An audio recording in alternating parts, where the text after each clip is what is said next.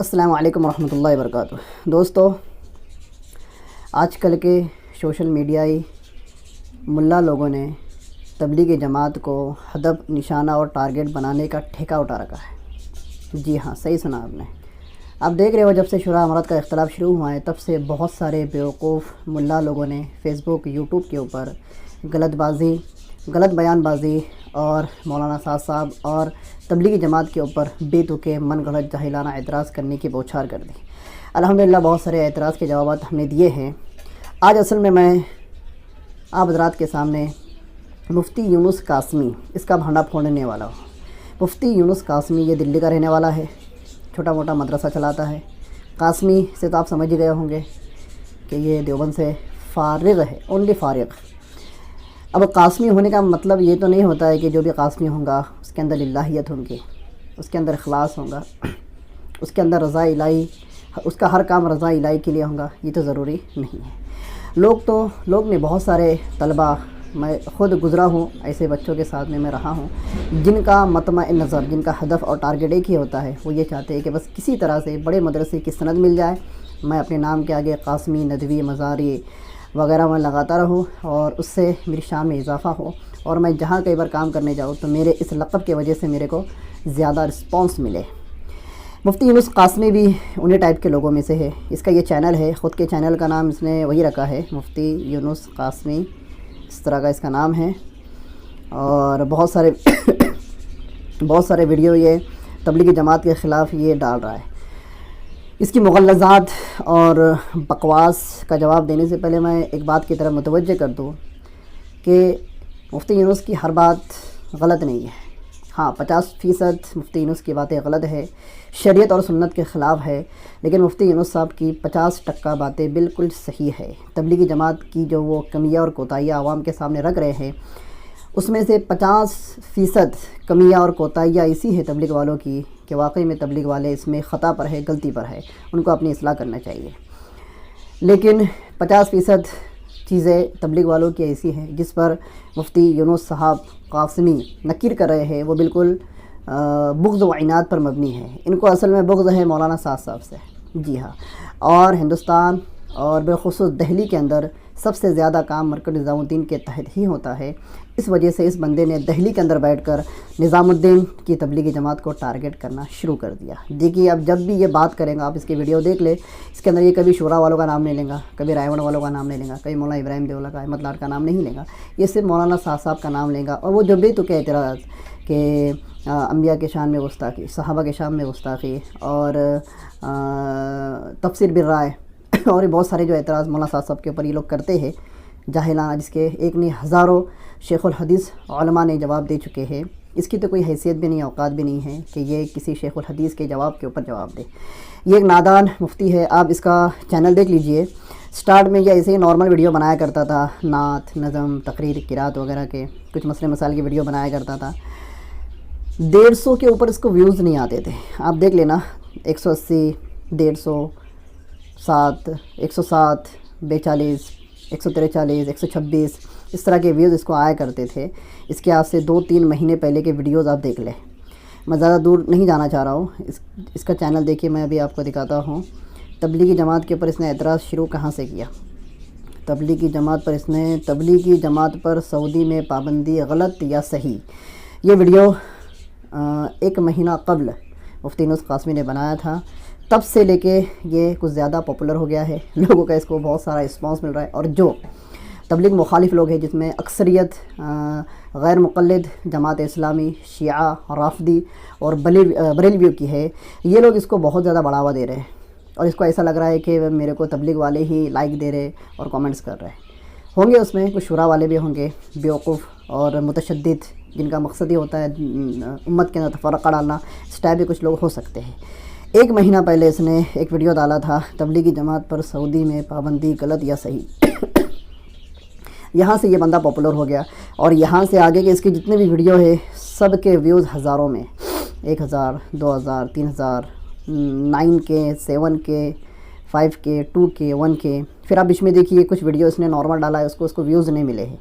لیکن جو بھی ویڈیو اس نے تبلیغ کے خلاف ڈالا اس پر اس کو ویوز ملے. اب یہ بندہ یہ سمجھنے لگا کہ میں پاپولر ہو گیا ہوں, میں مشہور ہو گیا ہوں, میں سیلیبریٹی بن گیا ہوں. بہرحال میں مفتی یونس قاسمی صاحب کو میں بتا دوں کہ دیکھو آپ سے میرا کوئی ذاتی جھگڑا نہیں, جو بھی ہے نظریات کا اختلاف ہے. آپ کا جو انداز بیاں ہے, آپ کا جو نکر کرنے کا جو طرز ہے, اور جس طرح کی خنث اور عناد اور بغض اور حسد آپ سوشل میڈیا کے اوپر جو لا رہے ہو, اس کا بہتان آپ کو دنیا کے اندر ہی جھیلنا پڑے گا. جس طرح کی آپ حرکت کر رہے ہو تو آپ اپنے اس غلط کرتوت کی سزا انجام دنیا میں ہی بھگتو گے. بہرحال یہ اللہ کا قانون ہے.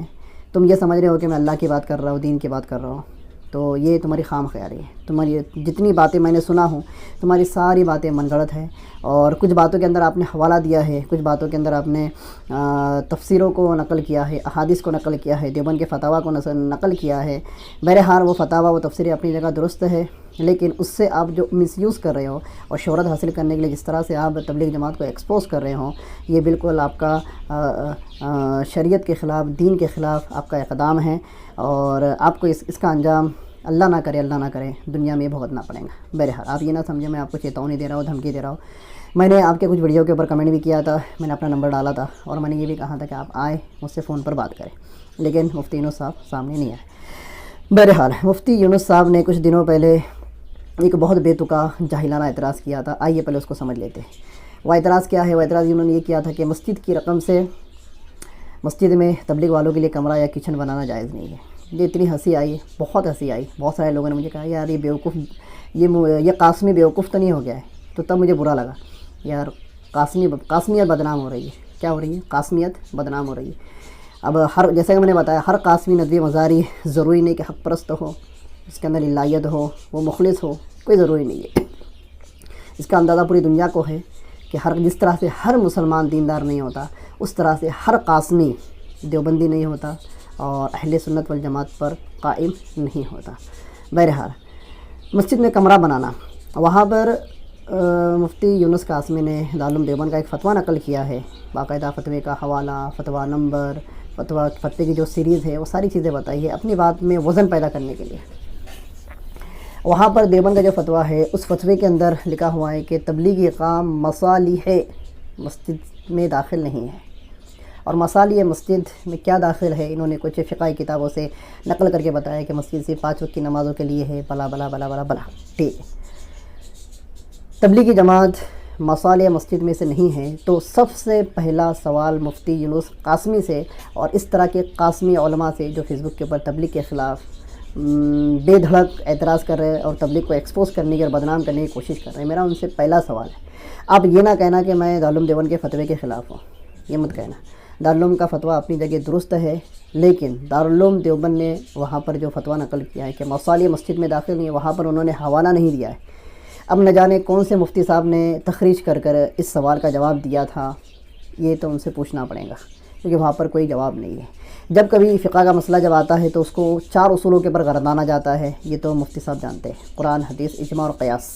ٹھیک ہے, 4 اصولوں پر قیاسا جاتا ہے. وہاں پر صرف اتنا لکھا ہے کہ مصالح مسجد کے خلاف ہے, اس میں شامل نہیں ہے کہ مسجد میں جماعت والوں کے لیے کمرہ یا کچن بنائے.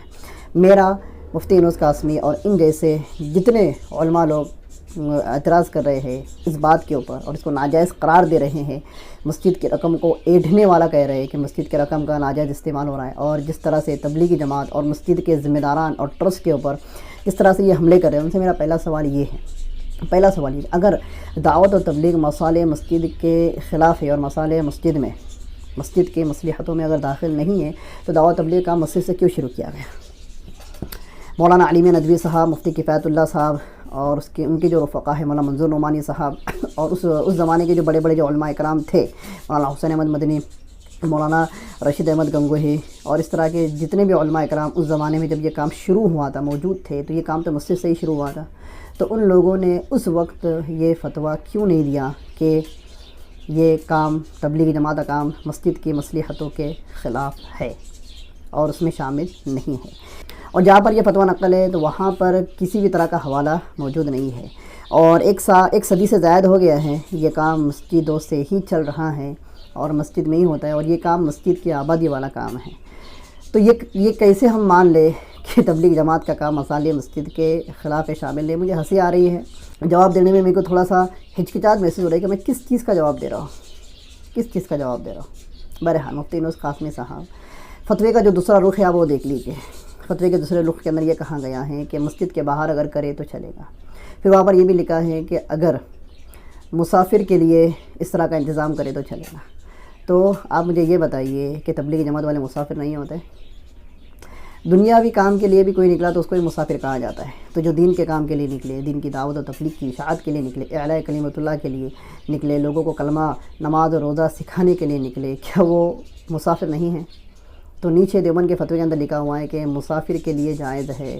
تو چلو اگر آپ یہ مانتے ہو کہ تبلیغ کا کام مسجد کی مصلحتوں میں شامل نہیں ہے، تو کم سے کم یہ جو جماعت میں 3 40 چلنا میں جو آتے ہیں، یہ لوگ کم سے کم درجے میں مسافر تو ہے، کم سے کم درجے مسافر تو ہے۔ اور جب نیچے لکھا ہوا ہے دیوبند کے فتوے کے اندر کہ میں مسافر کے لیے جائز ہے، تو کم سے کم اس مدعے کو آپ دلیل بنا کر تو یہ کہہ سکتے تھے کہ ہاں بھائی تبلیغ جماعت والے مسافر ہے، تو مسافر کے لیے مسجد میں کمرہ وغیرہ، کچن وغیرہ بنایا جا سکتا ہے۔ لیکن نہیں، آپ کو نہ جانے تبلیغ سے کیوں خنس ہے، آپ کے علاقے میں آپ کا تبلیغ والوں سے آپ کی انبن ہو گئی، آپ کا ان سے جمع نہیں۔ کچھ ویڈیو کے اندر آپ نے کچھ لوگوں کے نام ظاہر کیے، کچھ عوام کے اور علماء کے نام ظاہر کیے جن کا آپس کے اندر جھگڑا ہوا تھا، جو تبلیغی تھے یا غیر تبلیغی تھے، جو بھی تھے۔ اس سے اس بات کا اشارہ ملتا ہے کہ آپ اپنے کام میں مخلص نہیں ہو۔ کچھ جھنجھٹ ہوئی ہے، کچھ اختلافات ہوئے ہیں آپ کے علاقے میں، کچھ لوگوں سے آپ کی نہیں بنی، تبلیغ والوں کے علماء اکرام کی کچھ جھڑپیں ہوئی، اس وجہ سے آپ خنس میں کیمرے کے سامنے آ کر بیٹھے اور اس طرح کی بے دکھ کی باتیں کر آپ اپنا اور امت کا وقت ضائع کر رہے ہو۔ جو لوگ مفتی صاحب کی واہ واہ کر رہے ہیں، قاسمی صاحب کی واہ واہ کر رہے ہیں، ہاں بہت اچھا کام، کیا بات ہے، اللہ آپ کو جزائے خیر دے، اللہ آپ کو نظر بد سے بچائے، بلا بلا بلا بلا۔ جو کامنٹس کر رہے ہیں وہ ان کو بتا دو، یا میں قاسمی صاحب کو بتا دوں کہ یہ لوگ جو کامنٹ جو لائک جو دے رہے ہیں نا، تو یہ لوگ تبلیغی نہیں ہیں، یہ لوگ یا تو غیر مقلد ہے، جماعت اسلامی والے ہیں، یا پھر غیر تبلیغی ہے، یا پھر آپ کی طرح سوچ رکھنے والے ہیں، یا پھر شورا والے۔ ٹھیک ہے، کوئی تبلیغی آپ کو لائک نہیں کرے گا، کیونکہ جو بندہ جب سے اس نے دنیا کی گندی زندگی چھوڑ کر دعوت و تبلیغ اور دین کی نیک اور سچی محنت کو اپنایا ہے، وہ کبھی یہ اس بات پر راضی ہو نہیں سکتا کہ مسجد کے اندر جو کمرہ بنا ہے یا مسجد کے اندر جو کچن بنا ہے یہ غلط ہے اور ہم غلط کام کر رہے ہیں، وہ کبھی یہ نہیں سمجھے گا۔ پہلی بات۔ دوسری بات، میں آپ کو یہ بتا دوں کہ مسجد کی آمدنی جو ہوتی ہے وہ صرف امام صاحب کی تنخواہ، مؤذن کی تنخواہ، لائٹ بل اور مسجد کے اخراجات کے اندر صرف کی جاتی ہے۔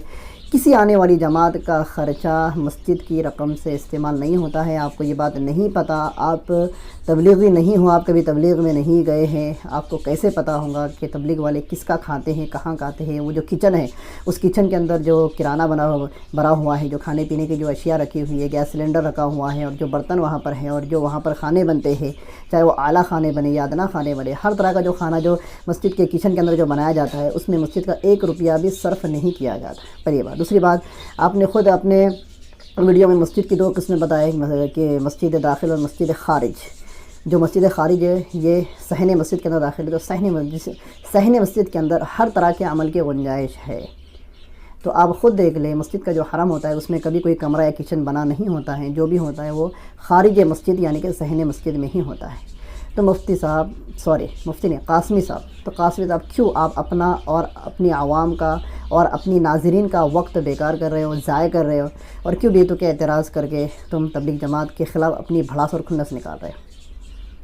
اللہ سے ڈرو، ڈرنا اللہ سے ڈرو۔ آپ کے علاقے میں تبلیغ والوں سے آپ کی جو بھی جھڑپیں ہوئی ہے، جھگڑے ہوئے ہیں، اختلاف ہوئے ہیں، جو کچھ ہوا ہے وہ اپنی جگہ۔ میں یہ نہیں کہتا ہوں کہ آپ غلط ہو سکتا ہے تبلیغ والے بھی غلط ہوں گے، جیسا کہ میں نے ویڈیو کے شروع میں ہی بتا دیا تھا کہ مفتی صاحب کی 100% باتیں غلط نہیں ہے، مفتی یونس قاسمی کی 100% باتیں غلط نہیں ہے تبلیغ والوں کے اندر کچھ کمیاں کوتاہیاں ہے، لیکن کچھ کمیاں کوتاہیوں کی وجہ سے آپ پوری تبلیغی جماعت کو فرقہ ضالہ گمراہ نہیں کہہ سکتے۔ اگر آپ کہتے ہو تو آپ سے بڑا گمراہ اور ضال اور مضل کوئی نہیں۔ میں آپ کو ایک مثال سمجھاؤں کہ علماء اکرام، ہر عالم للہیت والا ہوں گا، خشوع اور خضوع والا ہوں گا، تواضع و انکساری والا ہوں گا، ضروری نہیں ہے۔ علماء کے اندر بھی کچھ علماء سو ہے، غلط کام کرنے والے، داڑھی کاٹنے والے اور پینٹ شرٹ پہننے والے، یا پھر دنیا میں لگ کر دینداری کو مکمل چھوڑ دیے ہیں، یا پھر ہے سب چیزیں ہیں، داڑھی، ٹوپی، کرتا، عمامہ، جبہ، قبہ، سب کچھ ہے، اس کے باوجود کاروبار کام، ان کی ایکٹیویٹی، یہ ساری دین اور شریعت کے خلاف ہے۔ ایسے علماء بھی ہے، تو ایسے علماء کو ٹارگیٹ کر کر آپ پوری جماعت علماء مطلب پورے دنیا کے علماء اکرام یا پورے ہندوستان کے علماء اکرام کو آپ غلط نہیں بول سکتے۔ ایک اور مثال دیتا ہوں، جیسا کہ مسلمان ہے، جیسے کہا جاتا ہے نا کہ ہر آتنکوادی مسلمان ہے، تو ہم اس کا رد کرتے ہیں کہ مسلمان کیسے کیا آتنکوادی، مسلمان آتنکوادی ہو ہی نہیں سکتا، اور پوری زندگی ہماری اسی بات کو ثابت کرنے میں جاتی ہے کہ مسلمان آتنکوادی ہوتا ہی نہیں۔ آج یہ جو اہل ہنود ہے یہ کہہ رہے کہ چلو مان لیا ہر مسلمان آتنکوادی نہیں ہوتا، لیکن ہر آتنکوادی مسلمان ہی کیوں نکلتا ہے؟